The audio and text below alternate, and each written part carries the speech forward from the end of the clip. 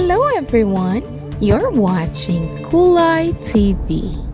Billionaire Brother number 2. Kuya Dix! Hindi man lamang inangat ni Dixon ang tingin mula sa mga kahong nasa kanyang harapan nang marinig niya ang kanyang pangalan. Anong problema? Lumapit ang isang warehouse staff habang may bitbit na inventory sheet. Hindi po nagtutugma ang bilang ng industrial pumps? Kulang? Hindi po. Sobra. Doon lamang siya tumingin. Sobra? Tumango ang empleyado. Nasa system, 50 units lamang po ang dumating, pero 60 po ang nasa warehouse. Tahimik na kinuha ni Dixon ang papel. Isa-isa niyang sinuri ang serial numbers. Pagkatapos ay tumingin sa mga kahong nakahilera. Open box number 14. Oh, aha? Open it. Agad namang sinurdo ng mga tauhan ang utos niya. Pagkabukas, nanlaking mga mata ng lahat. Wala pong laman. Tahimik lamang si Dixon. Para bang inaasahan niya na yun. Expected. Napangangang empleyado. Ha? Kaya nga may sobrang bilang. Hindi ko po gets. Kaya walang nagtutugma. Mahinahon niyang itinuro ang barcode. Pinalitan ng serial number. Ang laman ng system, 50 tunay na produkto. Ang 10, tinapik niya ang bakanting kahon. Pangtakip lang. Unti-unting naunawaan ng mga empleyado ang sinasabi niya. Kaya pala. Tahimik siyang nagsulat sa maliit niyang notebook. Isa na naman yung ebidensyang ipapasa niya mamaya kay Elinard. Ilang linggo na siyang nagtatrabaho bilang ordinaryong warehouse coordinator. At di tulad ni Elinard, hindi niya napilitan ang kanyang pangalan. Apelido lang. Tahimik lang siya, hindi palakibo, hindi nakikipagkaibigan. At yun mismo ang gusto niya. Mas madaling makinig kapag iniisip ng lahat na isa ka lamang sa kanila. Bandang 10:00 ng umaga habang nag-iikot siya sa receiving area, napansin niyang may 2 supervisor ang pabulong na nag-uusap. Huwag mong ipadaan sa audit ha. Bakit naman? Basta, may utos sa taas. Hindi siya lumingon. Kinuha lamang yung clipboard na nasa tabi, kunwari may sinusulat, habang ang tenga niya nakikinig. Maya-maya ay umalis din ang 2. Interesting. Hindi pa man siya nakakakilos nang biglang tumunog ang speaker ng buong gusali. Attention all employees. Mandatory General Assembly. Attendance is required immediately. Nagkatinginan ng lahat. Bakit kaya? Wala namang schedule ngayon. May bisita ba? Tahimik lamang na sumunod si Dixon sa agos ng mga empleyado. Habang naglalakad, may kakaibang kutob na siya. Pagkapasok sa Grand Function Hall, halos lahat ng departamento ay naroon na, pati ang Board of Directors. Tahimik siyang pumwesto sa pinakadulo. Ilang minuto pa, nagsimula ang programa. Nagsalita ang kanilang ina at isa-isang inilabas ang mga ebidensya laban sa mga tiwaling opisyal ng kumpanya. Napangiti siya ng bahagya. Good job, Len. Sa isip niya. Kasunod niyon ay dahan-dahang umakyat si Elinard sa entablado. Tinanggal itong ID at taas noong nagsalita. My name is Elinard Ventura. Natahimik ang buong hall. Sunod-sunod agad ang bulungan habang si Dixon napasapo na lamang sa noo. Ay, ano ba naman yan, bunso? Paano na ngayon yan? Masyado pang maaga para magpakilala. Bulong niya sa kanyang sarili. At dahil alam na nga ng buong kumpanya ni Ventura siya, paano pa namin ipagpapatuloy yung misyon? Nakita niyang isa-isang namutlang mga taong sangkot sa anomalya. Pero nakita rin niyang maraming nagsimulang magtinginan. May ilan pang palihim na sumilip sa iba't ibang empleyado. Siguradong maghihinala na silang hindi lang si Eleanor ang napapanggap. Ay, great. Baka kami nang susunod nilang bantayan. Makalipas ang halos 1 oras, lumabas na ang lahat ng empleyado. Tahimik na naglakad si Dixon papunta sa parking area. Hindi pa man siya nakakasakay sa motorsiklo nang tumunog ang cellphone niya. Sinagot niya agad yun nang makitang si Eleanor ang tumatawag. Ano? Narinig niyang mahinang tawa ng kapatid. Iyon agad ang bungad mo? Ano ba kasing ginawa mo? Nagpakilala ka na agad eh. Kailangan. Hindi pa. Alam mo bang mas mahihirapan na kami ngayon? Alam ko. Alam mo naman pala eh. Bakit mo pa rin ginawa? Because I'm the CEO now. Kuya Dix, kailangan ng may humawak sa kumpanya sa harap habang kayong dalawa patuloy naggagalaw sa likod. Ibig mong sabihin? Oo. Hindi pa tapos ang lahat. Finance lamang nalinis, marami pang department, at naniniwala akong mas malaki pang galamay ng mga taong nasa likod nito. Kaya kailangan ko kayong dalawa, hindi bilang mga kuya ko, kundi bilang pinakamahusay kong investigators. Unti-unting napangiti si Dixon. Ikaw talaga. Akala ko pinapahirapan mo lang kami. Nakasanayan naman ng isipin yan. Hindi naman din kasi imposible. Pareho silang natawa hanggang sa muling naging seryoso si Eleanor. Continue your mission. Whatever you find, report directly to me. No exceptions. At sino pang masangkot, kahit board member, kahit investor, kahit kaibigan, o kahit may koneksyon sa ating pamilya. Understood? Pagkababa ng tawag, napatingin siya sa napakalaking gusali ng Ventura Holdings. Bahagya siyang ngumiti. Okay, game on. Hindi pa tapos ang laban. Kinabukasan, parang wala lamang nangyari. Patuloy pa rin si Dixon sa pagiging tahimik na warehouse coordinator. Mas lalo pa nga siyang naging mailap matapos magpakilala si Eleanor bilang bagong CEO. Kasi ngayon, halos dati abala sa paghahanap kung sino pa ang posibleng konektado sa pamilya Ventura. Uy! Natigil ang pag-iisip niya nang marinig ang mahinang bulong ng isang empleyado. Tingin mo ba may iba pang undercover? Ewan, baka nga. Kaya mula ngayon mag-ingat tayo Tahimik lang na dumaan si Dixon. Parang wala siyang narinig. Pero sa isip niya, nag-iingat na sila. Kaya mas magiging mahirap ng kumuha ng ebidensya. Bandang 10:00, may isang babayang mabilis na naglakad papunta sa warehouse. May bitbit itong 3 makakapal na folder. Move! Diretso nitong sabi sa 2 empleyadong nakaharang sa daan. Agad namang tumabi ang mga to.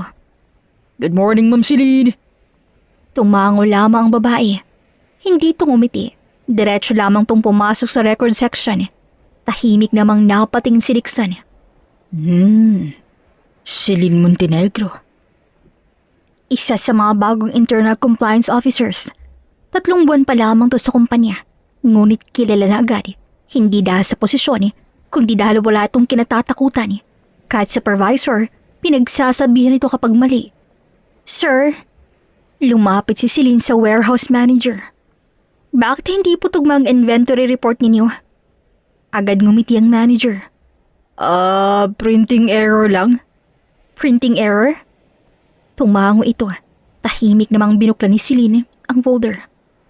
3 buwan ng printing error? Natigilan ng manager. Ano? Inulit ko ang records. Pare-parehong discrepancy. I-check ko. No, i-check natin.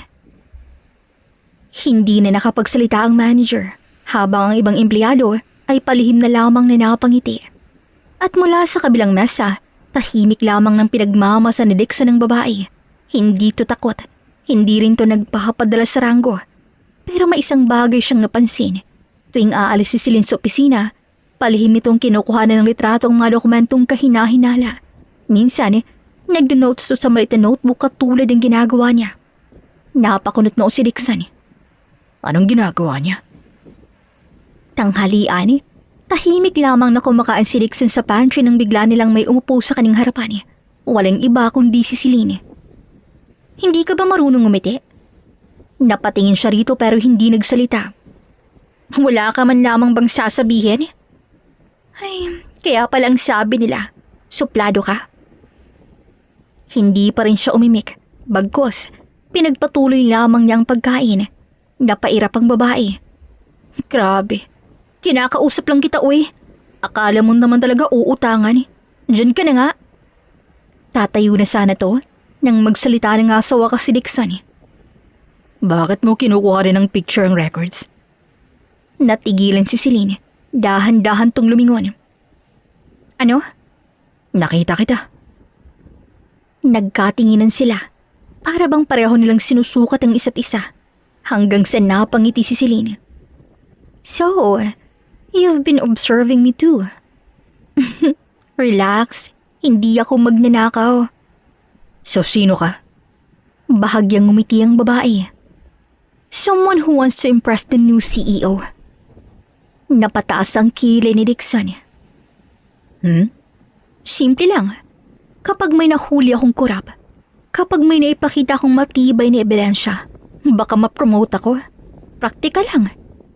Tahimik na nakinig si Dixon. Hindi niya alam kung paniniwalaan ba niyang babae, pero isang bagay sigurado. Hindi ito ordinaryong empleyado. Masyado itong matapang, masyadong matalas, at masyadong mapagmasid. 9:09 na ng gabi at halos wala ng tao sa Ventura Holdings. Patay na rin ang karamihan sa ilaw. Tanging emergency lights na lamang ang nagbibigay liwanag sa mahahabang hallway. Tahimik na naglakad si Dixon. May hawak siyang duplicate key na binigay ng dating record custodian. Huminto siya sa isang pintuong halos hindi na ginagamit. Marahan niyang pinitang doorknob dahil hindi na yun nakalock mula sa labas. Pagpasok niya, amoy lumang papel ang sumalubong sa kanya. Napakaraming istante, makakapal na kahon at mga records na mahigit 10 taon ang hindi nagagalaw. Perfect. Mahina niyang bulong. Hindi niya na masyadong inisip kung bakit hindi na yun nakalock mula sa labas. Bagkos, isa-isa niyang sinimulang tingnan ang mga lumang delivery records.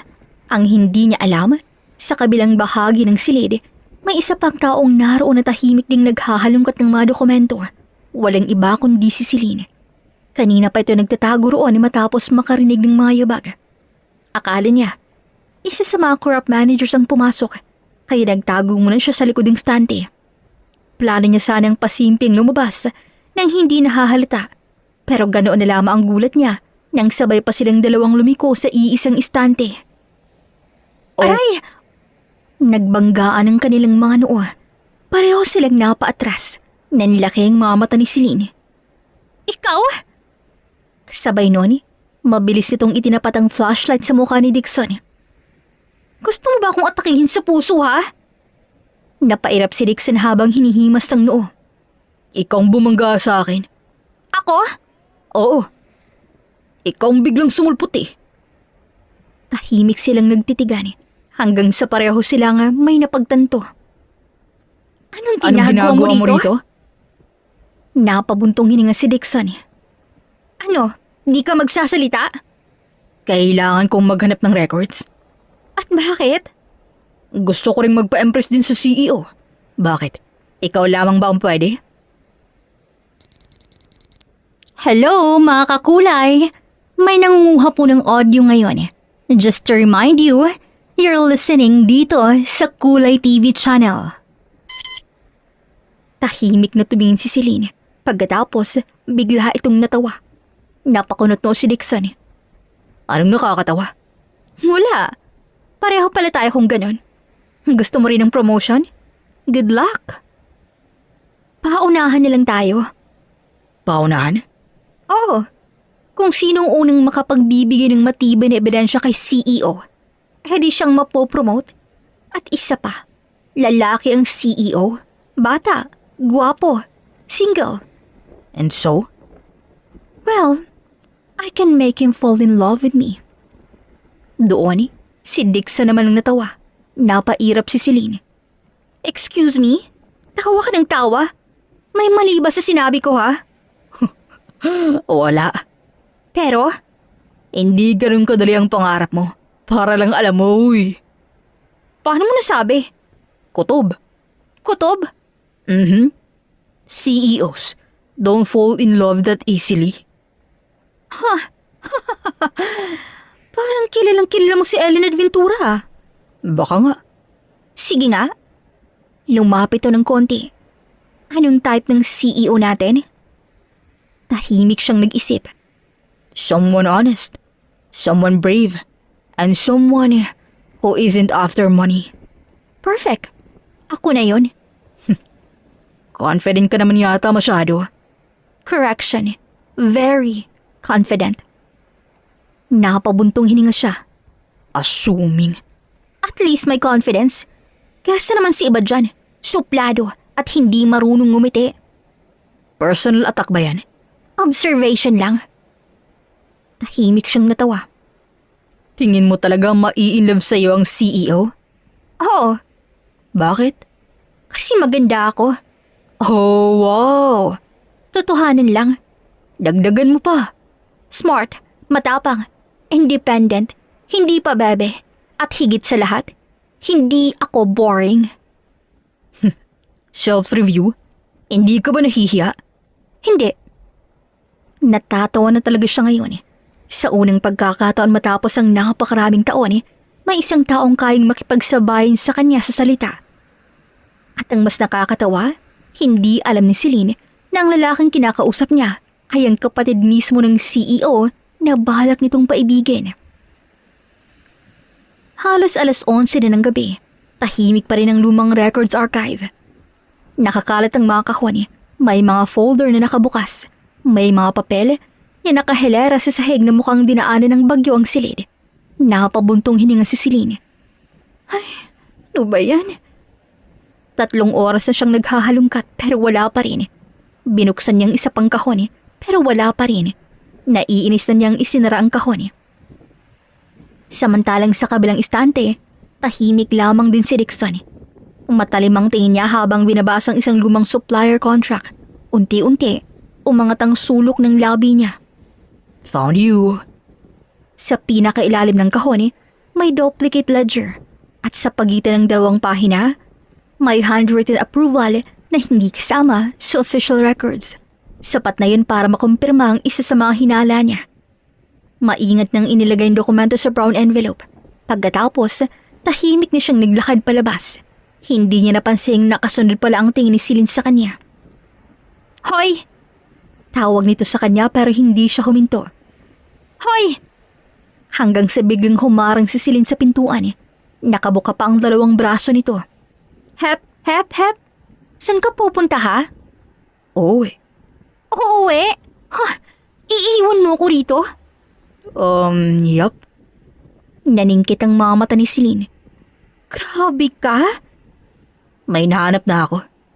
Bahagya niyang tinaas ang brown envelope. Besides, it's getting late. Wala akong balak matulog dito. At baka hindi kita matansya.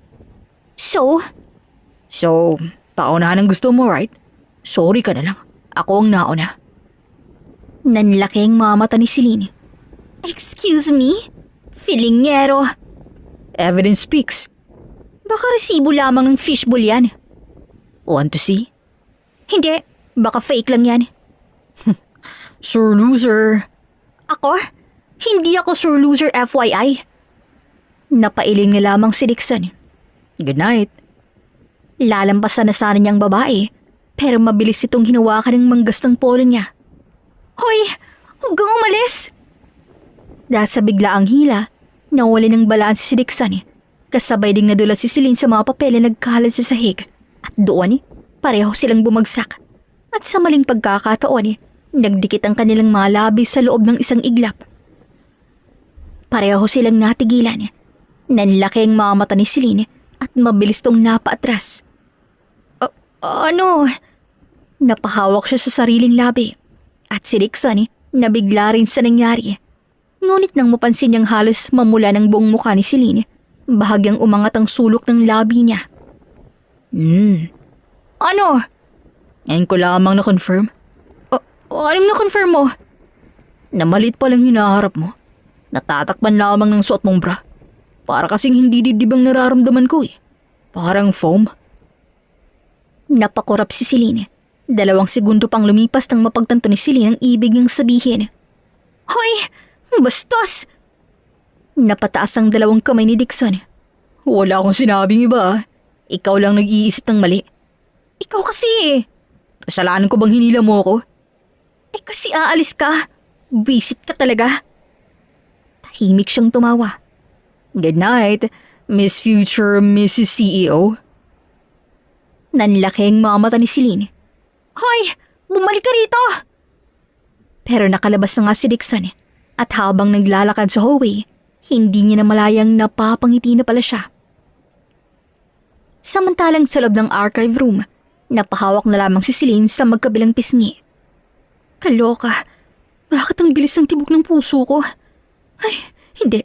I'm sure hindi ito dahil sa halik, kundi dahil sa inis. Ngunit kahit pa ulit-ulit niya yung sabihin sa sarili, hindi niya maalis sa isip ang seryosong lalaking yun na sa unang pagkakataon ay ngumiti at nakipag-asaran sa kanya. Kinabukasan parang wala lamang nangyari. Tahimik lamang na naglalakad si Dixon sa warehouse department habang may hawak na tablet.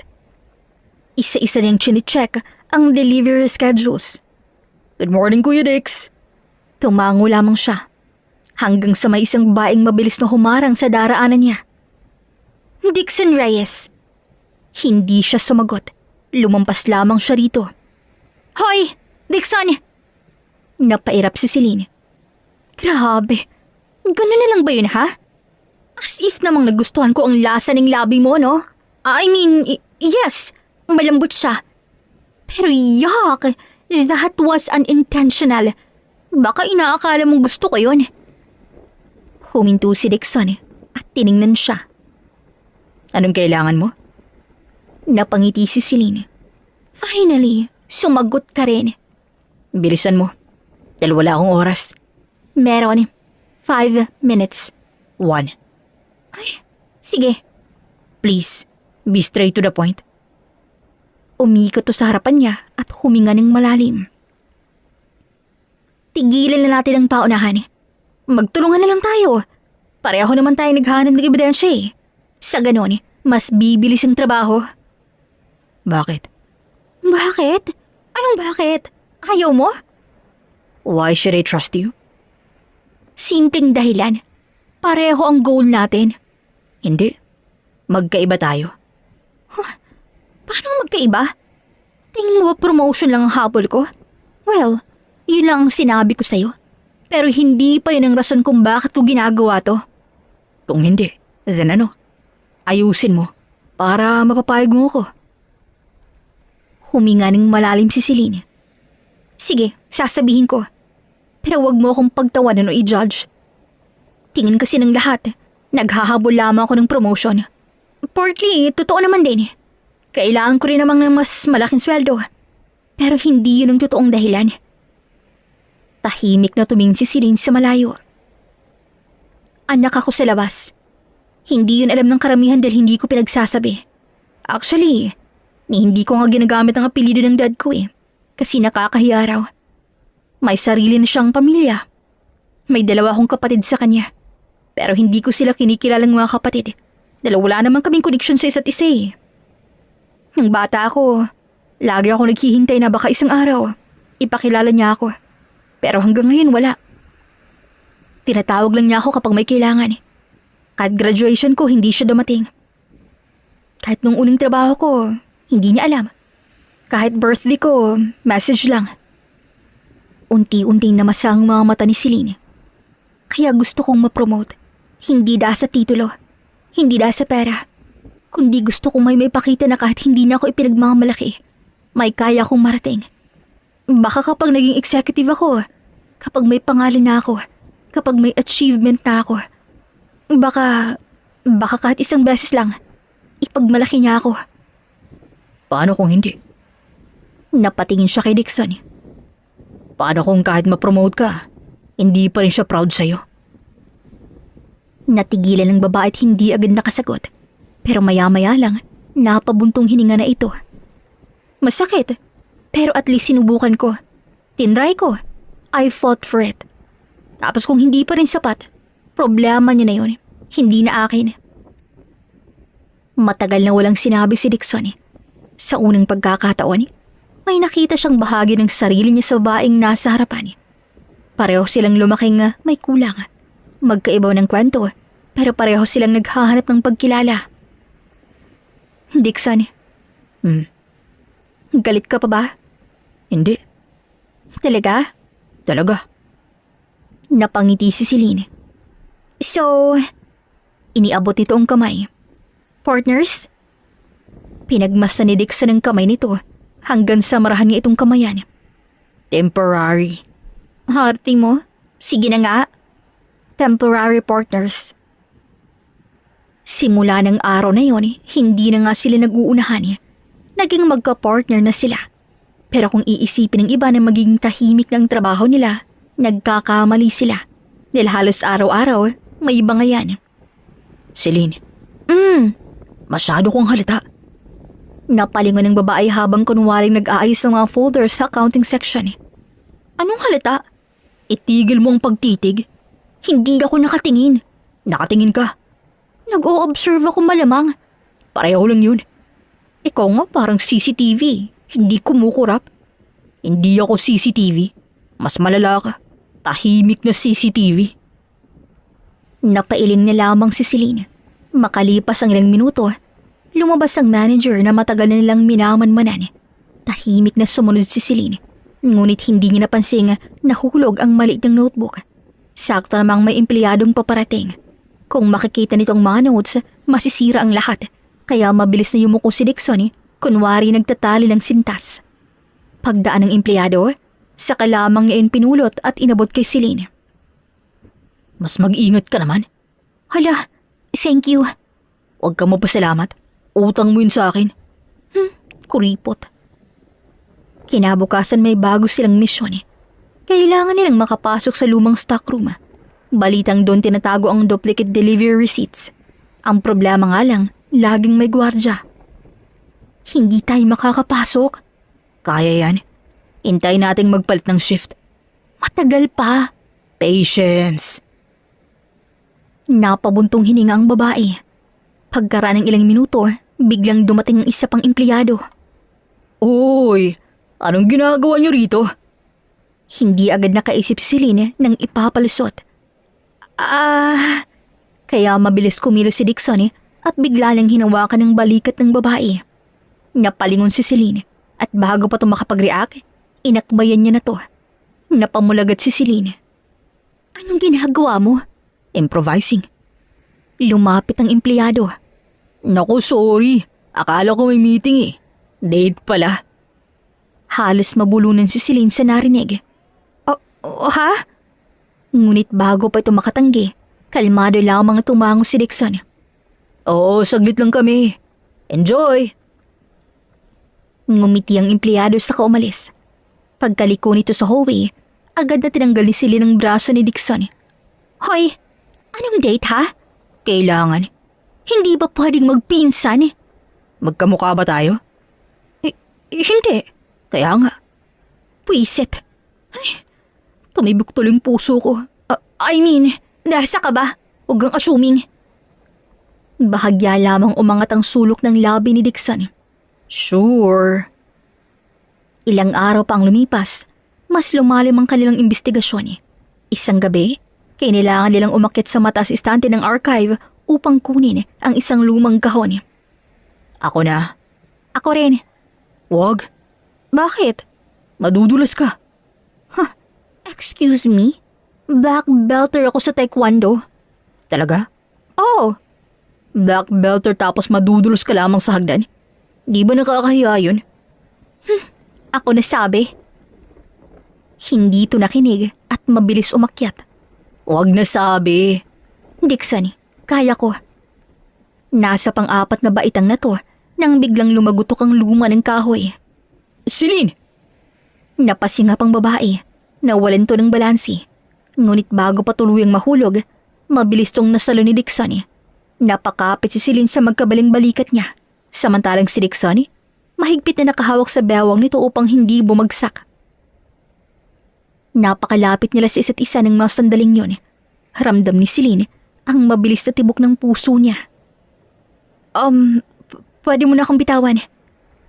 Tumitig lamang siya rito hanggang sa Celine na mismo ang unang umiwas ng tingin na mula ang magkabilang pisngi nito. Okay na, baba na ako. Marahan nga itong ibinaba. Pagkalapag ng paa nito sa sahig, pareho silang natahimik. Hindi niya alam kung bakit pero parang may kakaibang hangin sa pagitan nila.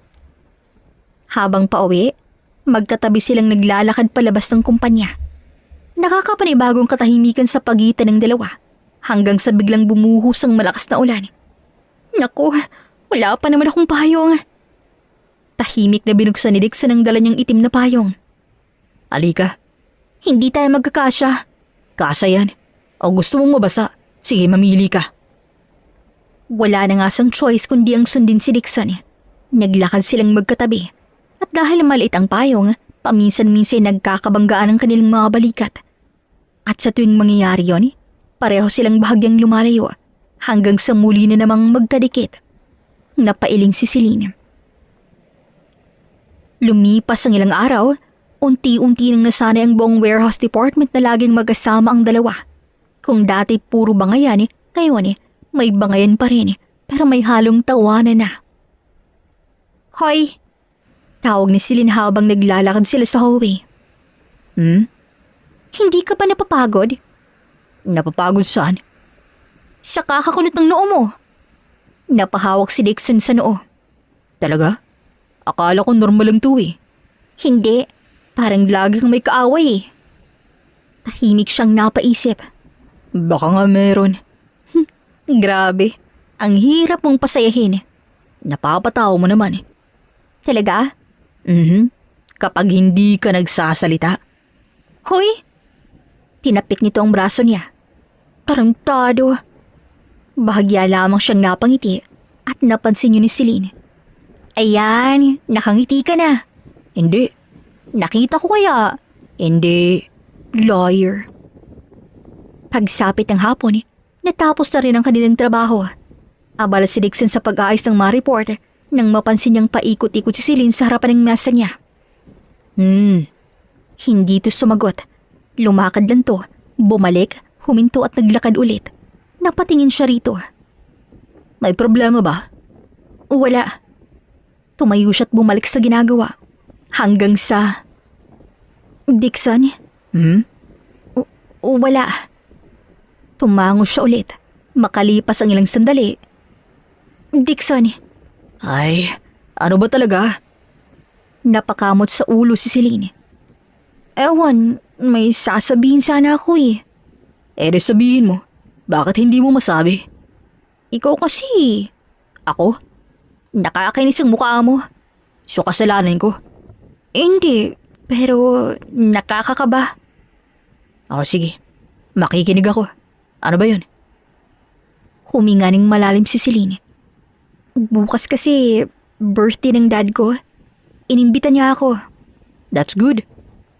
Hindi, kasi bahagyang yumuko ang babae. First time yun. First time niya akong inimbitahan sa birthday niya. Kaya medyo kinakabahan ako. Tapos? Napakamot ulit to sa ulo. Gusto sana kitang isama. Ay, forget it. Ang weird. Bakit ba kita niyaya? Sige, kalimutan mo na lang yun. Tatalikod na sana to nang magsalita si Dixon. Game. Napalingon si Celine. Ha? Sasama ako. Totoo? Talaga? Talaga? Thank you. Pero, teka. Ipapakilala mo ba akong boyfriend mo? Ano? Napabuntong hininga si Dixon na kunwari problemado. Ay, sorry ah. Masyado kasing mataas ang standards ko sa babae. Hindi ka papasa dun. Isang malakas na batok ang dumapo sa ulo niya. Ano ba? Napahawak si Dixon sa batok. Aray! Napapadyak si Celine. May standards ka pang nalaman dyan? Ikaw nga masungit, suplado, at parang walking refrigerator. Walking refrigerator? Oo, malamig, emotionless. Tapos ikaw pa tong may standards? Bakit ka nananakit? Dahil deserve mo. Hindi ka talaga marunong magpasalamat, no? Sasamahan na nga ni kita, oh. Napairap si Celine. Thank you.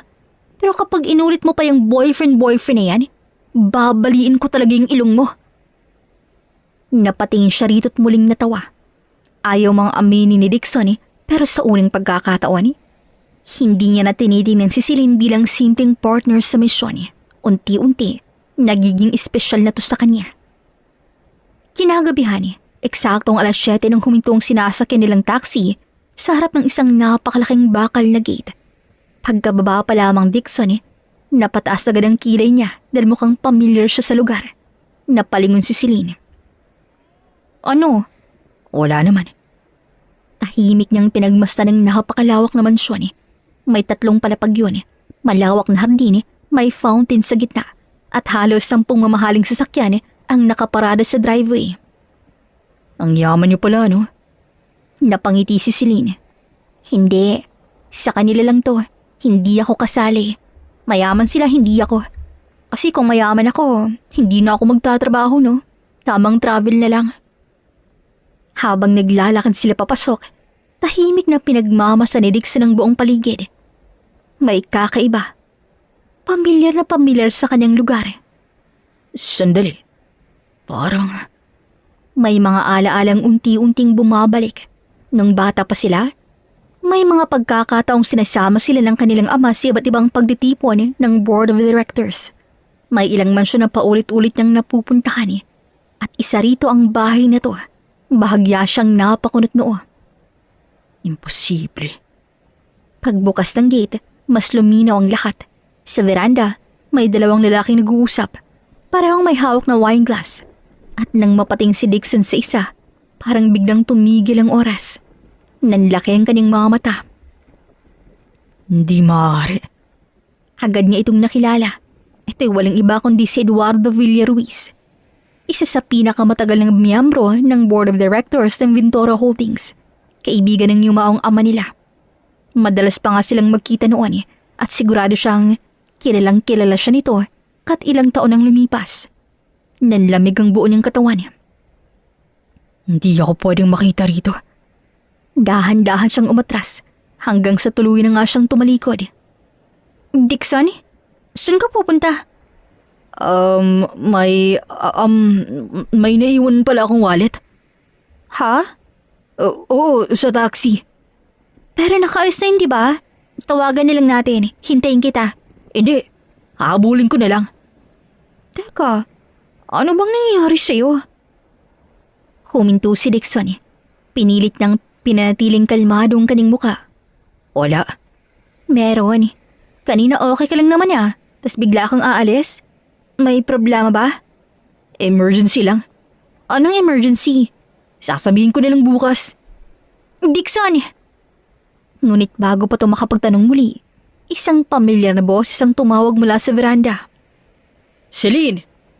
Sabay silang napalingon. Nakatayo roon ang ama ng babae at nakatitig sa kanila. Anak, halika rito. Bahagyang ngumiti si Celine. Hindi. Kapag lumapit pa siya, makikilala niya ako. Celine, sorry Kailangan ko na talagang umalis Ha? Huwag mo na akong hintayin. Bago pa makapagsalita ang babae, mabilis na nga siyang tumalikod. Dixon! Tinawag siya ni Celine pero hindi na siya lumingon. Hanggang sa tuloy na nga siyang nakalabas ng gate. That was close. Kinuha niya agad ang cellphone at mabilis nag-type ng mensahe. Len, may kailangan tayong pag-usapan. Urgent. Sa tingin ko, may connection ng isang board member sa kaso. At ang anak niya ang partner ko sa investigasyon.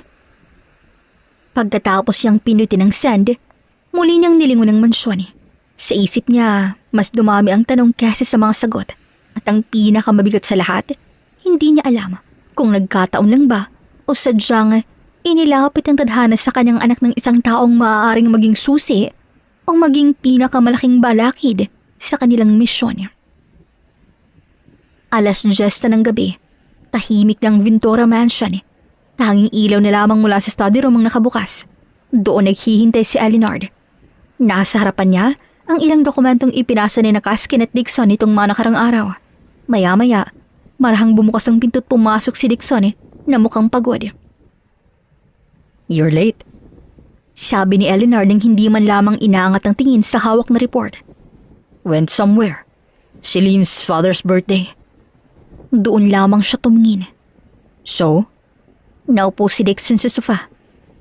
Her father is Eduardo Villaruiz. Halos mabitaw ni Elinard ang hawak ng ballpen. What? Board member ang tatay niya? Are you sure? I recognize him. Sigurado ako. Interesting. Very interesting. I almost got caught. Dahil, kilala niya ako. Kasama niyo nun si Dad. I know. So anong tingin mo? Mag-ingat ka kay Celine. Napakunot noo si Dixon. Bakit? Dahil anak siya ni Eduardo Villaruiz. Board member pala ang tatay niya. Isa sa may pinakamalaking access sa kumpanya. Ay, Len, listen. Lahat ng taong malapit sa board, possible suspects, wala tayong pwedeng pagkatiwalaan. Not yet. Umiling si Dixon.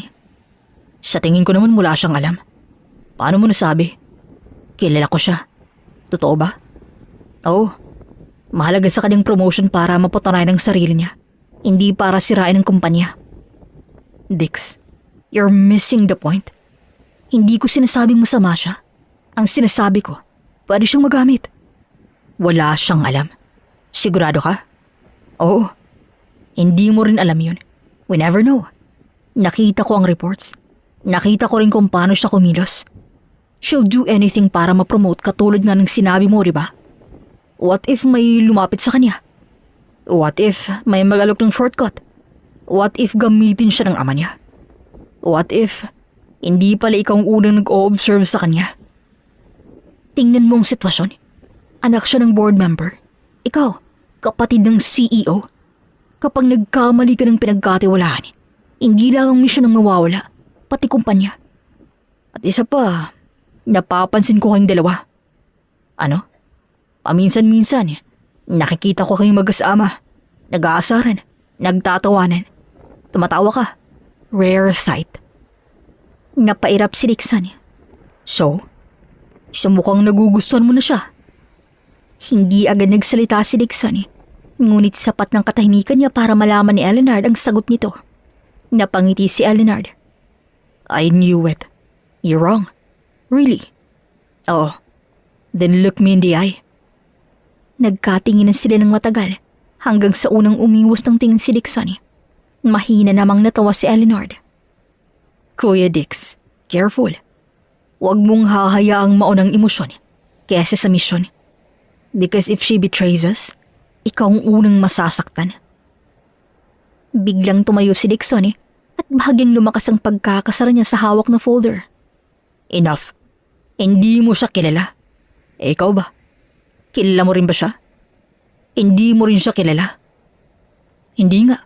Pero mas kilala ko siya compared sa'yo. Kung makapagsalita ka, akala mo tama ka lagi ah. Dix, no.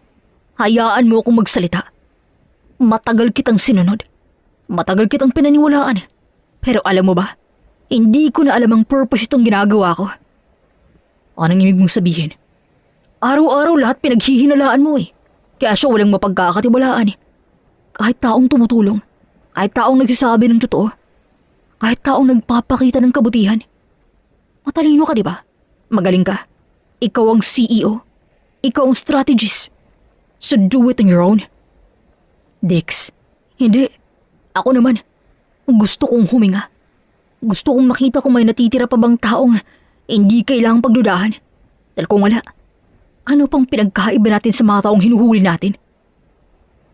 Hindi na siya naghintay ng sagot. Mabilis na siyang lumabas ng study room at malakas na sinara ang pinto. Tahimik na naiwan si Elinard. Hindi siya gumalaw, hindi rin siya nagsalita. Maya-maya may marahang kumatok. Pumasok ang kanilang ina. Nag-away kayo? Hindi agad sumagot si Elinard. Nakatanaw lamang siya sa nakasarang pinto. Siguro, nasobrahan na ako, ma'am. Napabuntong hininga si Helena Ventura. Lumapit siya sa anak at marahang ipinatong ang kamay sa balikat nito. Anak, ang katalinuhan, mahalaga sa pagpapatakbo ng kumpanya. Pero huwag mong kalilimutang ang tiwalang nagpapatakbo ng isang pamilya. Doon na napaisip si Elinard. Kinabukasan 6:00 pa lang ng umaga ay gising na ang buong Ventura Mansion. Habalang mga kasambahay sa paghahanda ng almusal, si Kaskin ay nakaupo na sa dining table habang nagkakapit abala sa cellphone. Samantalang si Elinard, tahimik lamang na bumalaba ng hagdan. Morning! Bati ni Kaskin. Tumango lang siya. Napansin niya ring iisa lamang bakanting upuan. Si Dixon. Hindi pa siya bumababa. Napatingin si Eleanor sa relo.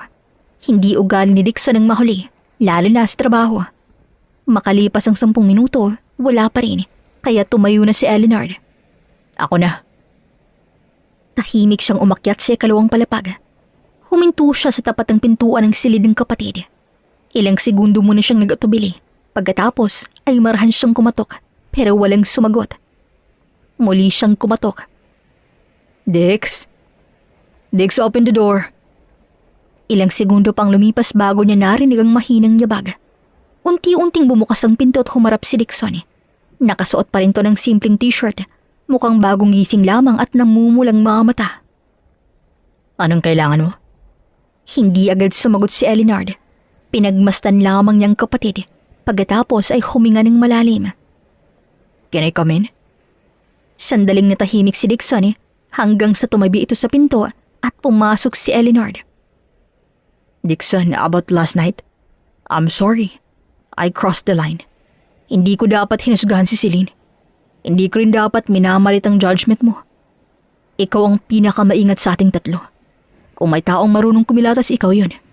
I trust you. Kaya kung naniniwala kang wala siyang kinalaman, paniniwalaan kita. Natahimik ang buong silid. Matagal na walang nagsalita sa kanilang dalawa. Hindi sila sanay sa gantong usapan kaya maski ang dalawa'y naninibago. Napabuntong hininga naman si Dixon. Ako rin. I'm sorry. Nasobrahan ako. Hindi. Pareho tayo. Hindi. Dapat hindi rin kita sinigawan. Dapat hindi ko sinabing gawin mo lamang mag-isa. Kasi alam kong hindi mo rin naman ginusto ang lahat ng responsibilidad na to eh. Honestly, takot din ako. Ikaw? Takot?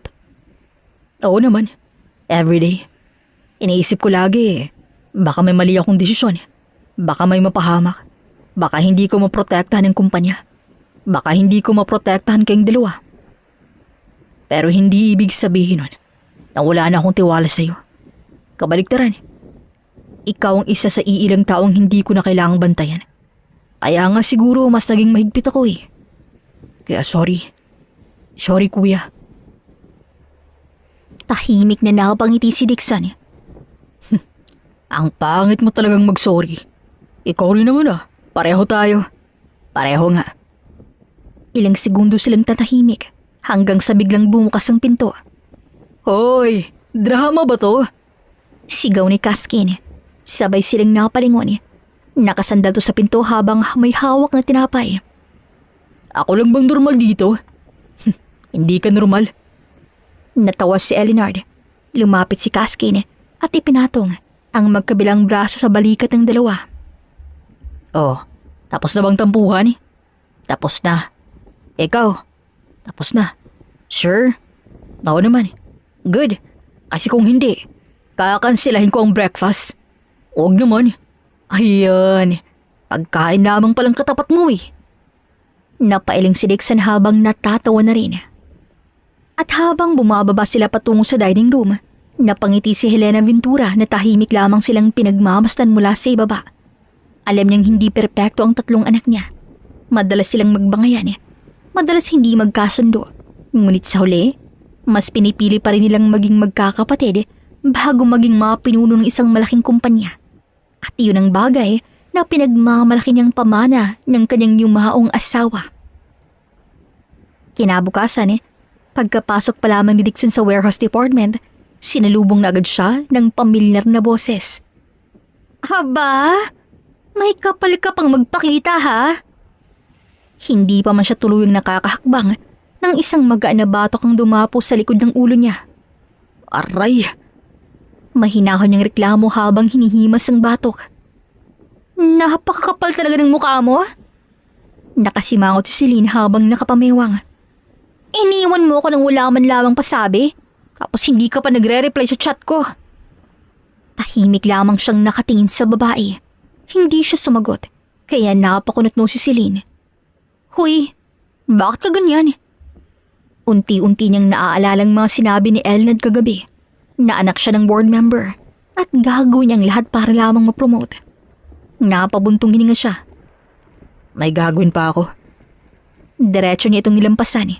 Natigilan si Celine. Dixon? Dixon!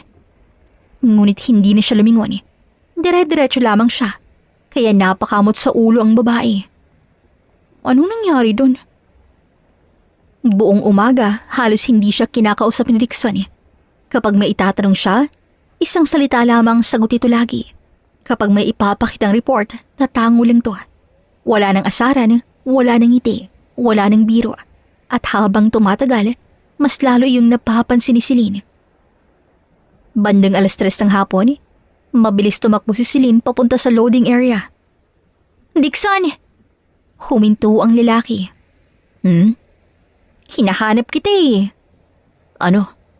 May nakita ako. Anong nakita mo? Agad nitong inilabas ang ilang litrato sa cellphone. Tingnan mo, kaninang tanghali, itong truck na to'y hindi dumaan sa main gate. Pero may delivery record. Kinausap ko ang guard. Sabi niya wala rin dumating. Feeling ko, eto na yung hinahanap natin. Tahimik na kinuha ni Dixon ang cellphone. Isa-isa niyang tiningnan ang mga larawan. Pagkatapos, ibinalik niya yon. Wala. Ha? Walang sapat na ebidensya. Kulang. Kulang? Oo, Pero obvious na. kulang pa rin. Hindi makapaniwala si Celine sa naririnig niya. Dixon, ano bang nangyayari sa'yo?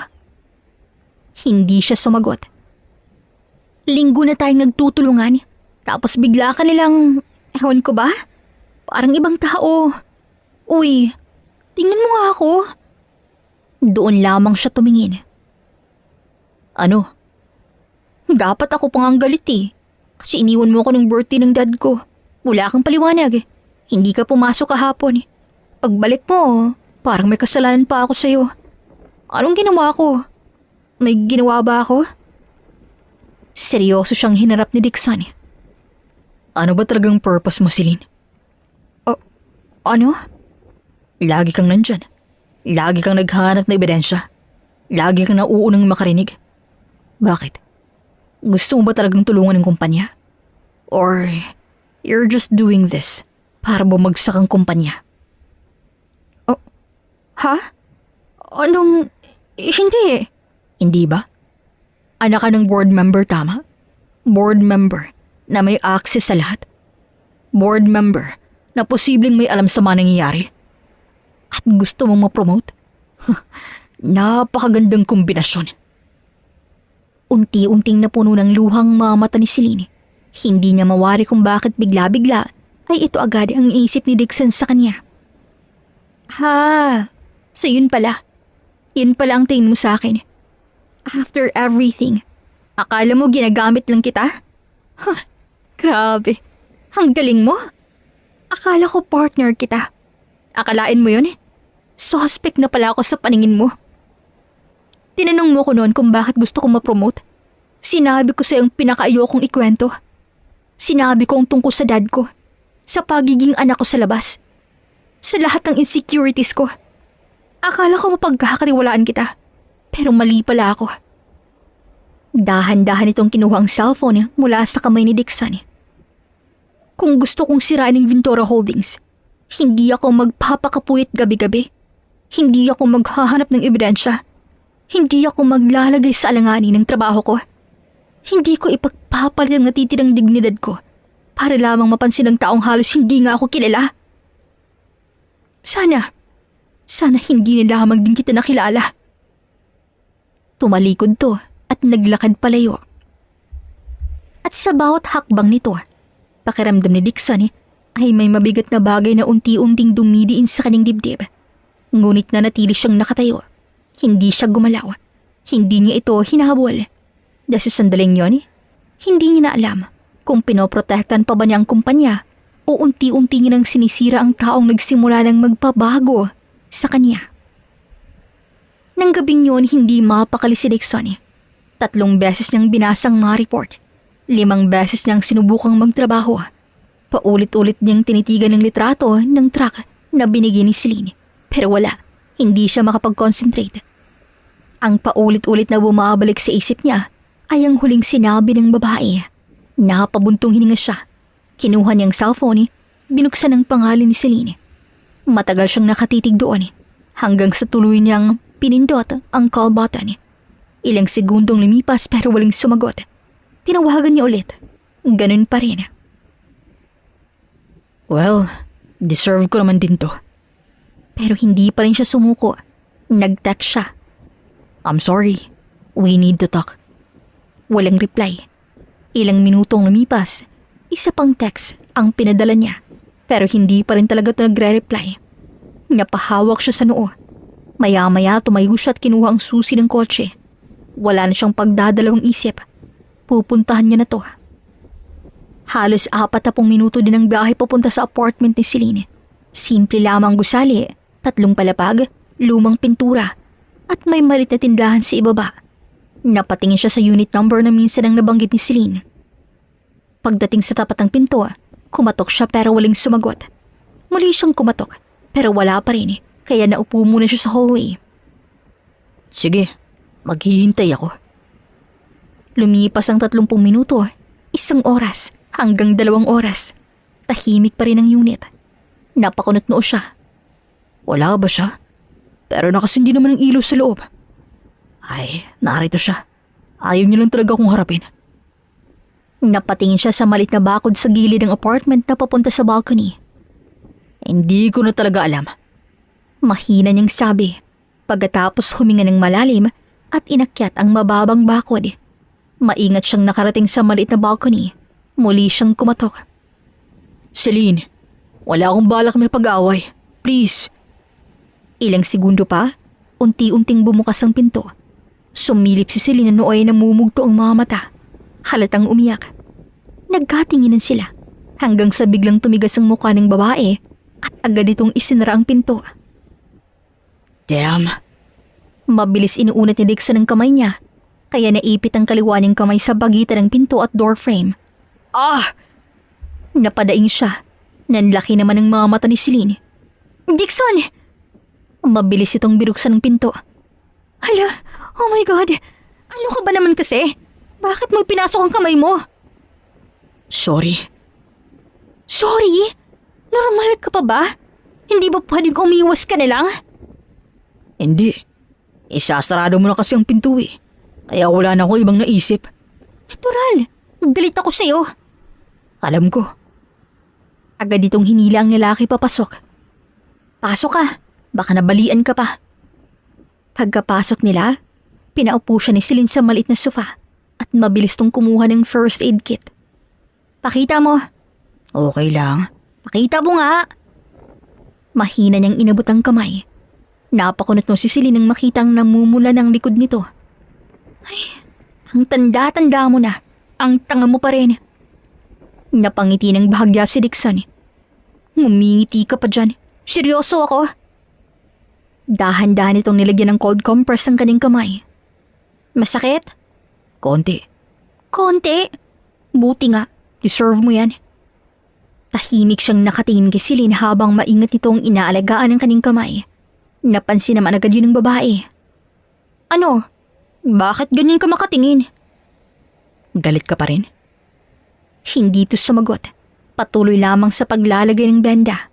Pagkatapos ng ilang segundo, sa tingin mo ba madaling marinig sa taong pinagkatiwalaan mo na baka traidor ka? Kaya huwag mong isipin na dahil ginamot kita ay okay na tayong dalawa. Hindi kita hahayang umalis sa sugatan. Pero hindi ibig sabihin nun na hindi na masakit ang sinabi mo. Napayuko si Celine habang maingat na binabalutan ng benda ang namumulang kamay ni Dixon. Huwag mong igalaw, baka lalo lamang umaga. Tahimik lamang si Dixon ni hindi man lamang niya ramdaman ang bahagyang hapdi. Naliiba ang pinagtutuunan ng pansin niya. Ang mukha ni Celine. Kitang-kita niyang mahahawang pilikmata nito. Ang ilang hibla ng buhok na nahulog sa gilid ng mukha at ang kunot sa noo habang seryosong ginagamot ang kanyang kamay. Hindi niya namalayang matagal na pala siyang nakatitig. Napansin niyo ni Celine kaya dahan-dahan tong napatingala. O ano? Bakit ganyan ka makatingin? Wala. Sinungaling. Oh, tapos na. Umalis ka na't pumunta ng ospital. Ipating mo yung kamay mo dahil hindi ako doktor. Tatayo na sana to, ngunit marahan itong pinigilin ni Dixon. Hinawakan niya ang kamay ng dalaga. Hindi siya nagsalita. Sa halip, dahan-dahan siyang tumayo at marahang niyakap ang babae. Naramdaman ni Celine ang bahagyang panginginig ng balikat niya. I'm sorry. I'm really, really sorry. Wala akong karapatang pagdudahan ka. Hindi ko dapat sinabi mga sinabi ko. Nadamay ka sa mga takot ko. At sa halip na protektahan kita, ako pang nakasakit sa'yo. I've been trained to doubt everyone. Pero hindi ko na malayang ikaw na palang taong ayokong mawala. Unti-unting lumambot ang ekspresyon ni Celine. Marahan itong ibinalik ang yakap. Shh, okay na. Hindi pa.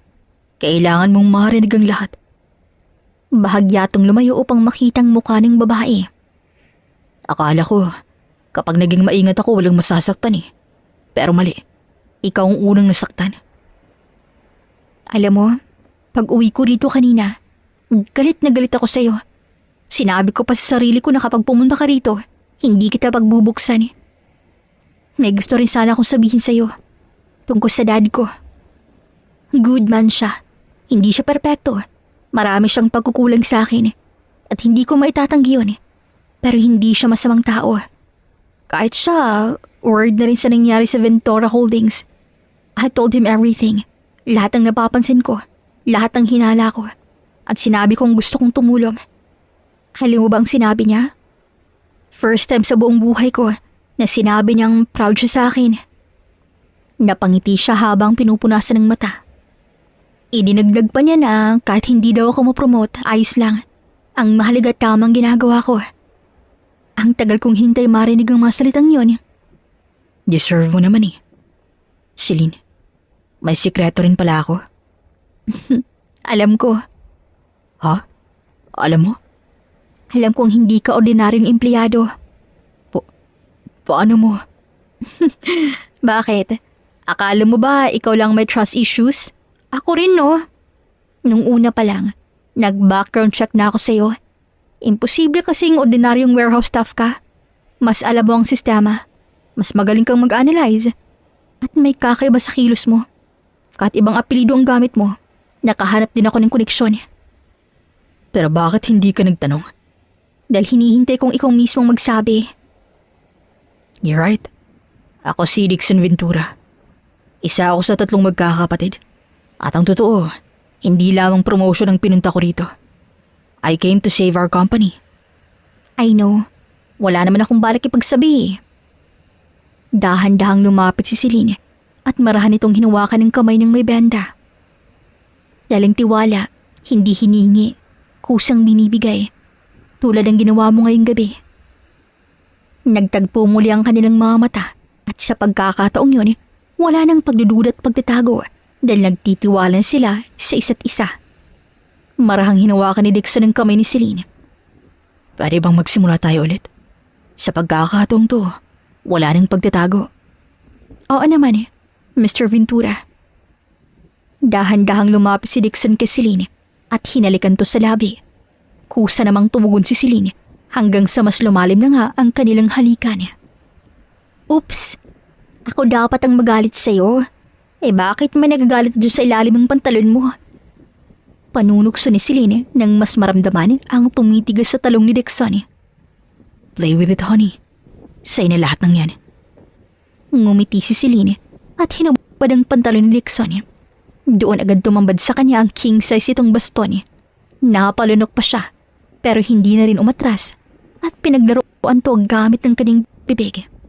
Nang magsawa sa bibig, binasa niya muna to gamit ang sariling laway bago pinasok sa kanyang kuweba.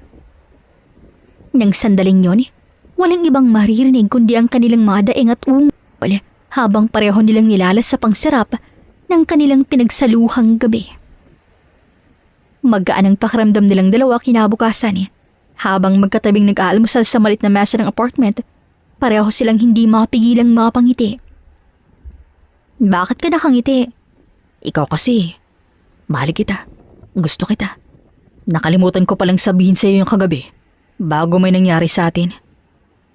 Natigilan ng babae. Ngayon lamang niya narinig ang ganun kaseryosong boses mula rito. Gusto kita. Matagal ko nang nararamdaman to. Akala ko kaya kong pigilan pero hindi pala. Ako rin. Gusto rin kita. Sa totoo lang, nagsimula yata to nung araw na sinalo mo ko sa hagdan eh. Akala ko nung binatukan mo ako. Pwede rin. Sabay silang natawa. Pagkatapos, marahang nagtagpo ang kanilang mga noo. Wala nang pagdududa. Wala na. Wala nang pagtatago. Iisang misyon na lang. Ang iligtas, ang Ventura Holdings. Mas naging mabilis ang kanilang investigasyon eh. Ngayon ay mas malayo na silang magbahagi ng impormasyon sa isa't isa. Habang si Celine ay ginagamit ang koneksyon niya silang empleyado at maging sa ama niyang si Eduardo. Si Dixon naman ay tahimik na sinusuri ang lahat ng financial records at mga delivery logs hanggang sa isang gabi. Sonet, mahinang sabi ni Celine. Napating si Dixon nakalatag sa mesang mga dokumento. May listahan ng mga ghost supplier, packing purchase orders, at bank transfers papunta sa iba't ibang dami accounts. Kasabay noon, nilapag ni Dixon ng isa pang folder. May dagdag pa ako. Binuksan niya yun.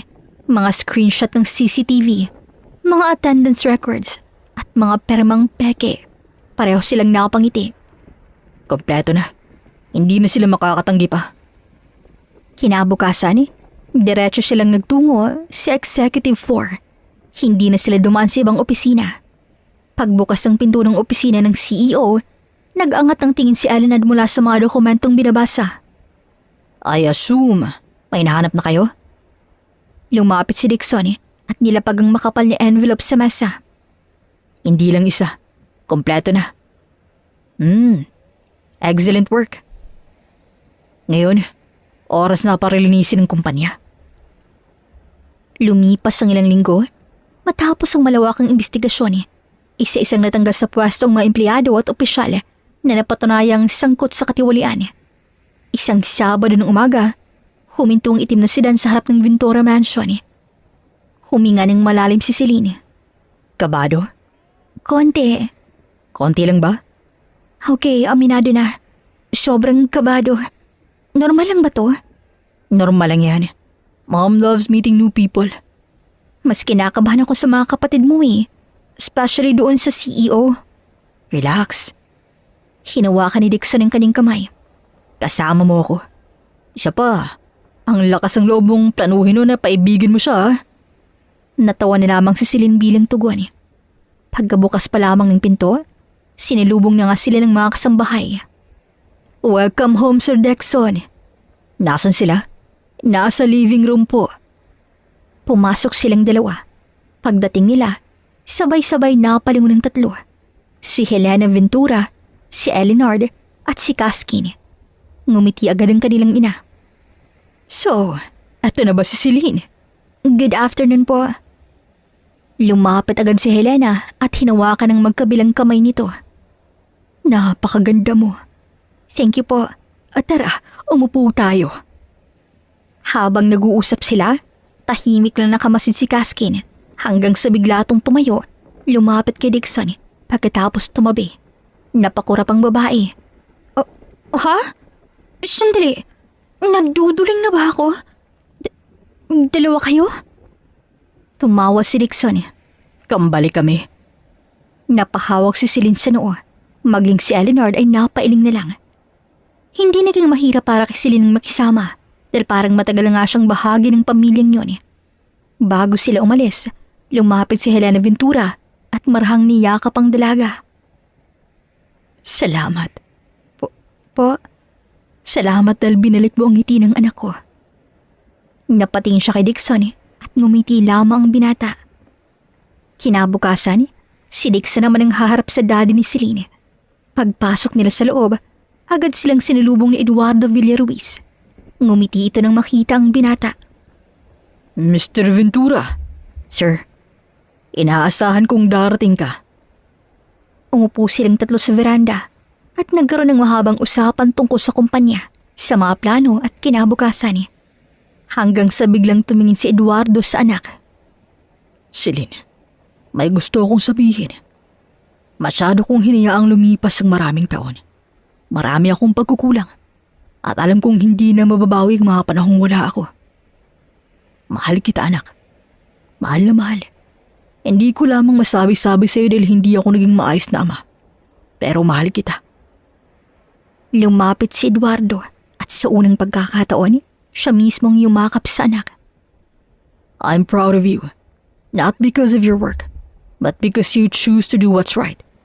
Hindi ka kailanman naging kahihiyan at hindi na kita itatago. Napayakap si Celine sa ama habang umiiyak.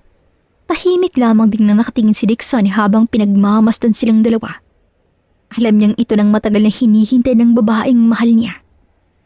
Makalipas ang ilang sandali, lumapit si Celine kay Dixon at mahigpit itong hinawakan ng kamay ng binata. Thank you. Bakit? Kung hindi kita nakilala, siguro hanggang ngayon hinahanap ko pa rin ang halaga ko sa maling paraan. Hindi. Ikaw mismong lumalaban para sa sarili mo. Ako lang naglakad sa tabi mo. At sana habang buhay kang nasa tabi ko. Hindi na sana.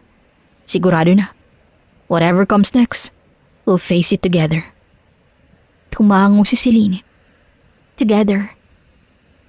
Isang masuyong halik ang pinagsaluhan ng dalawa. Hindi pa man sila sigurado kung hanggang saan sila dadalhin ng tadhana, pero alam nila nga ilalaban nilang pagmamahal sa isa't isa. The end. Sana po ay nagustuhan ninyo ang kwento ng pag-ibig ni Dixon at Celine. Maraming salamat po sa inyong pakikinig at hanggang sa susunod na kwento dito lamang sa Kulay TV. Daghang salamat and damping. Okay mga kakulay, mga kaibigan, maraming salamat po for listening. Abangan ang story ng Billionaire Brother number 3 sa next upload natin. Thank you to our narrator, Miss Regine. Also, thank you to my co-author, Miss Yen. This is Ethel McManaman, Kulay TV creator/writer, saying, bawat buhay ay may kulay. Thank you and take care. Dagan kayong salamat. See you sa next story.